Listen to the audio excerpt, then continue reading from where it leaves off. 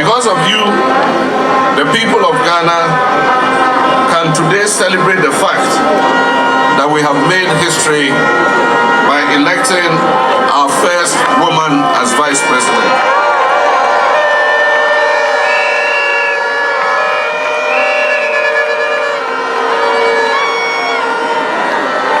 I must also thank my very loyal and dedicated staff who have been with me over the last 8 years in opposition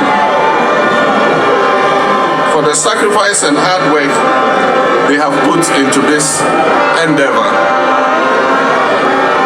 To my campaign team members, to our party agents, and the countless volunteers who spent uncountable hours day and night working to secure this victory, I cannot thank you enough.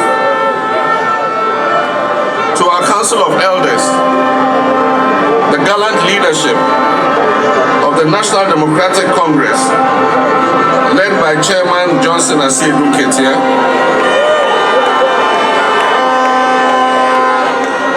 our able General Secretary, Fifi Fiavikwete, and our general membership, I'm deeply grateful for your dedication and commitment to this cause and your willingness to give everything to ensure success in this election.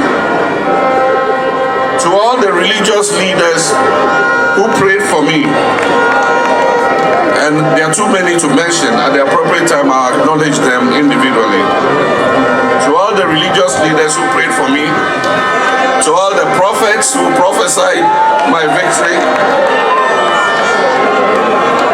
to all the civil society organizations and professional groups we consulted in building our message, to all our traditional leaders who warmly received me in your palaces during the campaign, to all our security personnel across the country, and to the media, to you all, I say a big thank you. To Mrs. Jean Mensah and her staff of the Electoral Commission, the IGP and his Election Security Task Force, our international observers, and all who have contributed to a very successful election, I convey to you the warmest wishes of a grateful nation. For all its historic undertones, this mandate represents many things for all political actors and those who seek to lead our nation. It shows that the Ghanaian people have little tolerance for bad governance, particularly of the sort witnessed in the last 8 years, and that they are willing to take decisive action at critical moments when it matters most. These 8 years have witnessed some of the darkest periods of our governance. The crisis our beloved country has been through these last several years have left a scar on our national psyche, which may take some time to erase.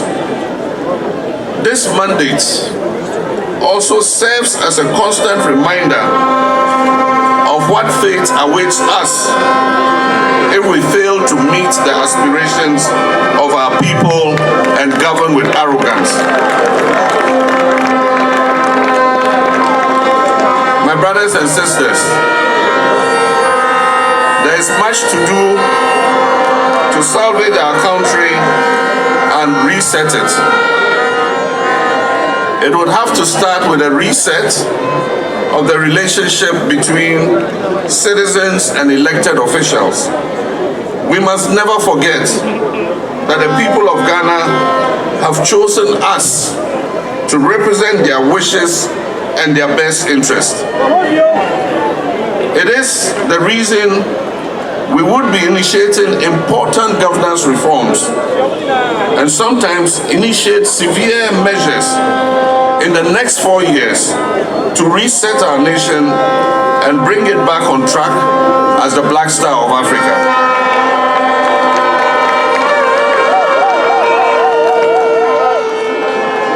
The journey is not going to be easy, my brothers and sisters, because the outgoing government has plunged our dear nation into an abyss. However, we are determined to work together with you to build the Ghana we want. And I am certain that we shall win the battle. We intend to work together to restore the shattered confidence in our politics and governance system. This election and its outcome represents an opportunity for a new beginning as we can begin to write a new chapter of our collective story. We need to consciously set the tone for the new direction in which we'll be traveling.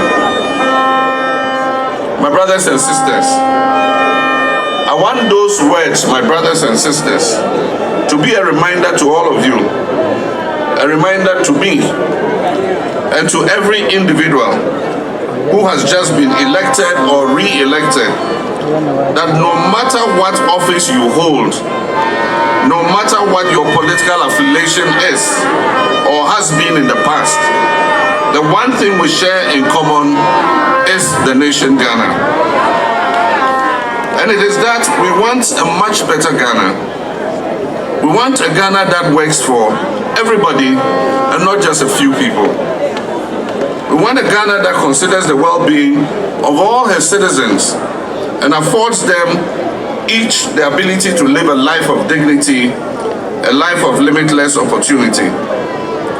My brothers and sisters, from the Kaya Yo to the managing director, to the market women, the bankers, the teachers, security personnel, nurses, doctors, the pastors, the drivers, the tailors and seamstresses, we are all essential to the functioning and forward motion of this country. We, the people of this soil, sons and daughters, brothers and sisters, are in fact our nation's greatest resource. This country, this land, is not for one person, or for one family, or for one tribe or ethnic group. This country, this beautiful, resilient, and resource-rich country that we so love, Ghana, is for all of us.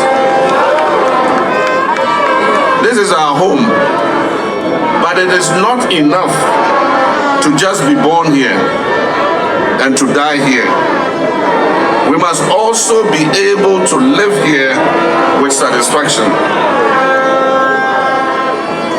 We must be able to love, to dream, to laugh, to eat and dance and drum and share all aspects of our culture that was handed to us by our ancestors. And to do that, we must create sustainable and well-paying jobs through the 24-hour economy initiative.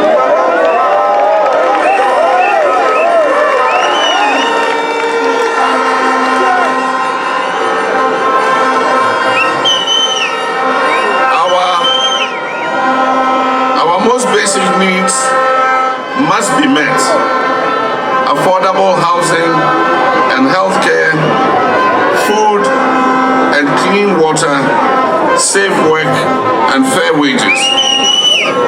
My brothers and sisters, it is with tremendous humility that I accept this clear mandate that you, the good people of Ghana, have given me to lead this great nation as your next president.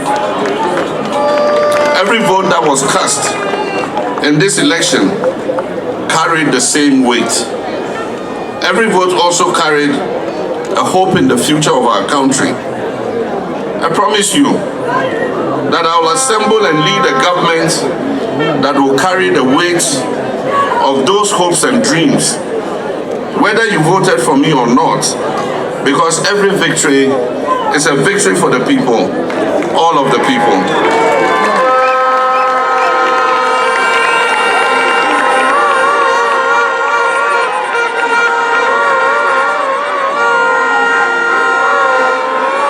time we have free and fair elections and then conduct a smooth transfer of power, it reaffirms that our history of leadership and trailblazing was not an aberration. It is not by accident that we were the first nation in Black Africa to win our independence from colonial rule. It is not by accident that the first Black person to serve as UN Secretary General, the late Kofi Annan, was a Ghanaian. It is not by accident that so many Ghanaians out there in the world are blazing new trails and being recognized as leaders in their industry. Despite being a relatively small nation, Ghana has been and will continue to be a mighty force on the world stage. We're a proud people and have every reason to be. When Ghana rises, we all stand tall with her, and Africa rises with us too. Last but certainly not the least, I'd like to thank you, the good people of Ghana, for this opportunity once more. I know that many of you are feeling frustrated and angry, but I ask you today, please do not give in to negativity and pessimism. There have been reports of acts of vandalism at some government facilities and installations. I urge you not to vent your frustration in criminal enterprise. We must channel our anger and frustration into the positive enterprise of resetting and rebuilding our nation.